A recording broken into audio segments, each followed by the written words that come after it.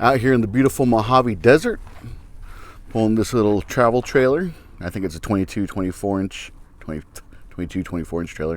22, 24 foot trailer, right? So, got the Ram here, 4x4, diesel, bighorn. What I used to pull it was this hitch from Harbor Freight, all right? This aluminum hitch, drop hitch, all right? Worked out fantastically. Superb, my friend.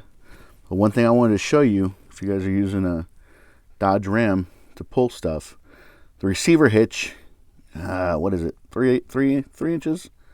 I don't know. I'll put up the right size right here, right now. But basically, I had to use an adapter to get this hitch from Harbor Freight to fit in correctly. Okay. But what I wanted to show you, let's pull the clevis pin right here. Pull that out.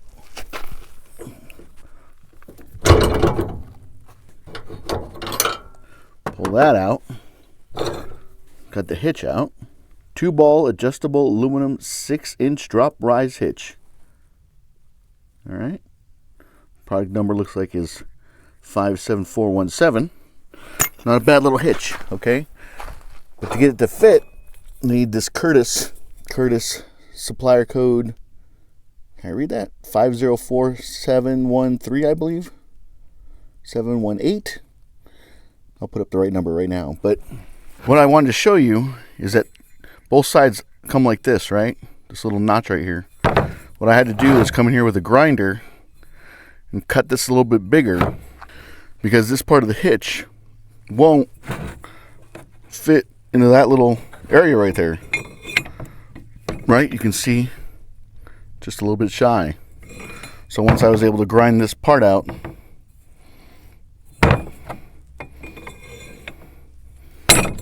fit in real nice like. See that? Real nice. All the way through. So, there you guys go. You might need to grind down your adapter hitch. I don't know what you call this thing, adapter hitch plate.